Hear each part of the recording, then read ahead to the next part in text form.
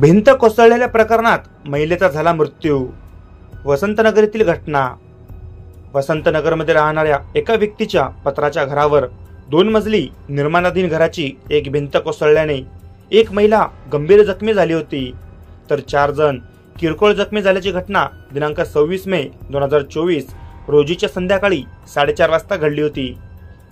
या दुर्दैवी घटनेमध्ये गंभीर जखमी झालेल्या महिलेला अधिक उपचारासाठी नांदेड येथील दवाखान्यात उपचारासाठी दाखल करण्यात आले होते, परंतु अखेर उपचारादरम्यान त्या महिलेचा मृत्यू झाला आहे.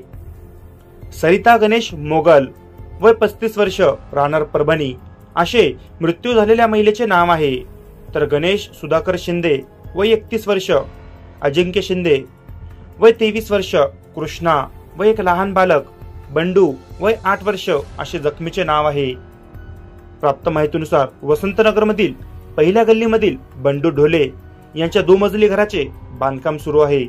अशातच दिनांक 26 मे 2024 रोजीच्या संध्याकाळी 4 वाजताच्या दरम्यान अचानक सोसाट्याने वादळी वारा आल्याने निर्माणाधीन घराची भिंत कोसळल्याने शेजारी राहणाऱ्या गणेश शिंदे यांच्या पत्राच्या घरावर भिंतीच्या विटा कोसळल्या.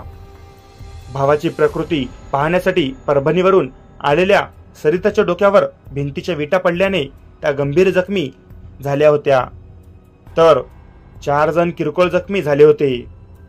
किरकोळ जखमी झालेल्यांना पुसद येथील लाईफलाईन या खासगी दवाखान्यात उपचारासाठी दाखल करण्यात आले होते. अखेर नांदेड येथे रेफर केलेल्या सरिता गणेश मोगल, वय 35 वर्ष, यांचा उपचारादरम्यान दुर्दैवी मृत्यू झाला. या घटनेची माहिती तहसील कार्यालयाला कळताच तहसील कार्यालयाचे नायब तहसीलदार गणेश कदम यांनी घटनास्थळी धाव घेऊन पंचनामा केला.